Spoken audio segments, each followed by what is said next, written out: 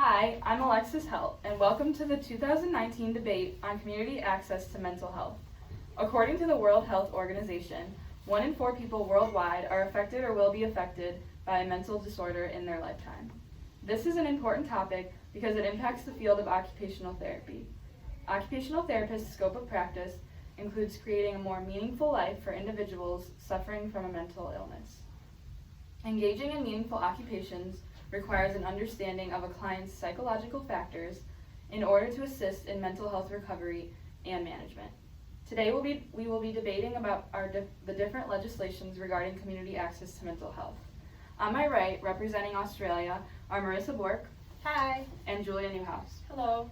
And on my left, representing the United States of America, are Libby Kunkel. Hi. And Carly Kogert. Hello. Countries will go back and forth to explain why their legislation provides the best access to mental health services. We will first flip a coin to determine which side will start. You can call it tails. It's heads. So we will start with the United States of America talking about the Affordable Care Act and the purpose of it. Hi. So in addressing the Affordable Care Act as it relates to mental health, there are coverage expansions within the ACA that seek to provide improved coverage and access for the care of individuals across the United States with conditions that are related to mental health and substance use.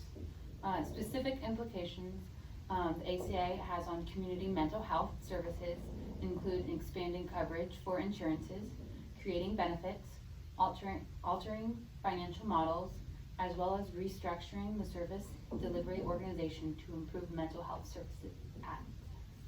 Now it is Australia's turn to talk about the Better Access Scheme. The purpose of the Better Access Scheme is to provide greater accessibility to mental health services to all of Australian residents. An article by Jorm in the Australian and New Zealand Journal of Psychiatry states Medicare will cover up to 10 individual and 10 group sessions a year.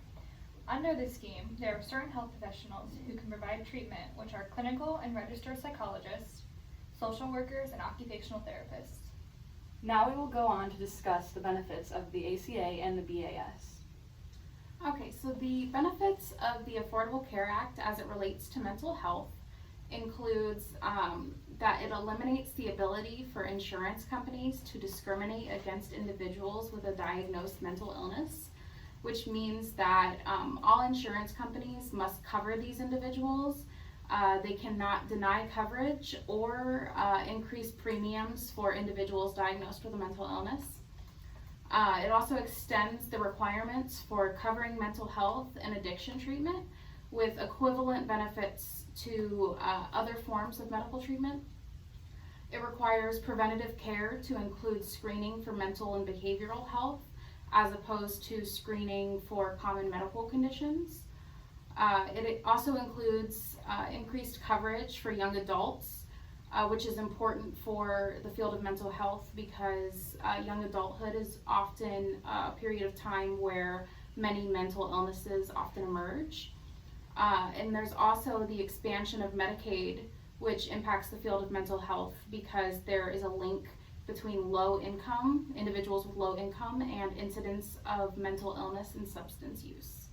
There are several other benefits that the ACA includes, one of which is providing an increase in overall service use and reduction of out-of-pocket spending among the newly covered.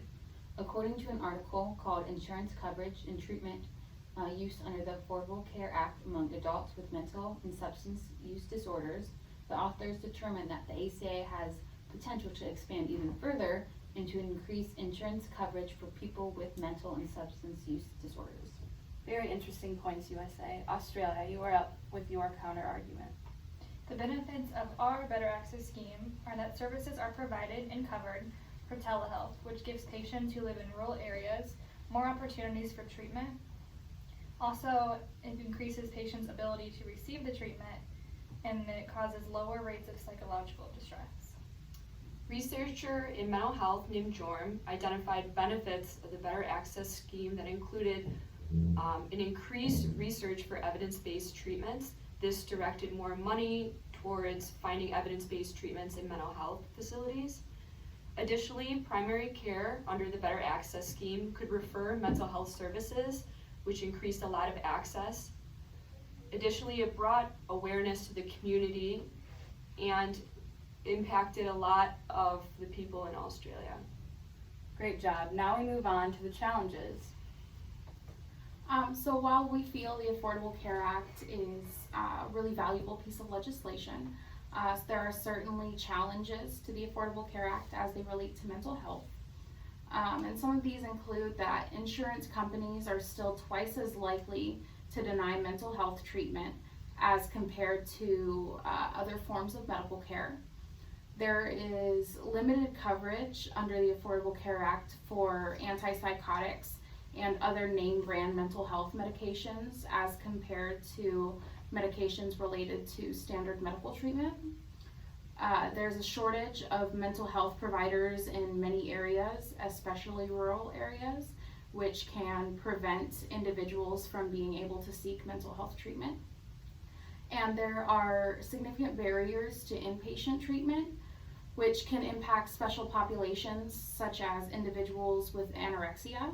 And since anorexia has the highest death rate among mental health illnesses, their barriers to receiving inpatient treatment can be very impactful.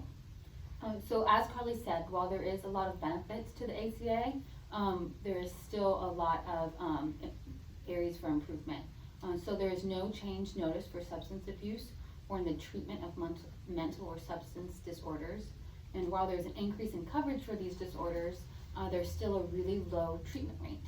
And with the ACA, there are still individuals who are uninsured and have access to barriers of care where they can't even access it. Interesting points, USA. Australia, you are up with your counter argument. Because our Better Access scheme is so new, there's also some challenges to be worked out, such as mental health services are covered, but patients often claim that there are not enough sessions allotted for them to get the most out of their treatment. The scheme is also costing more than Australia originally budgeted for. According to Greg Murray, a psychology professor from the University of Melbourne, this is costing the government approximately $2.76 billion.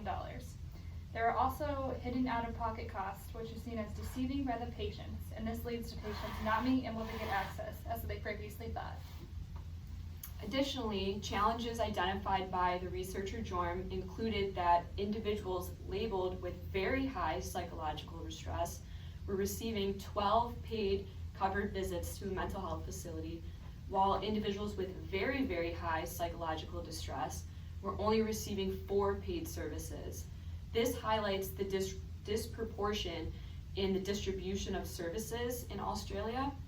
Additionally, the rates for suicide and depression in the country did not show any decrease or change, and this can be attributed to the belief that the dose of the treatment is not adequate and patients are not receiving the care that they need. Very good. In addition to the differences in legislation, there are general differences in healthcare between the two countries. 5 distinct differences include: the World Health Organization describes universal healthcare as a system where everyone has access to quality health services and is protected against financial risk incurred while assessing care. By this definition, Australia has universal healthcare and the United States does not. Also, Australia has a pharmaceutical benefits scheme that caps costs for medications, while the United States relies on their private insurances to cover medications.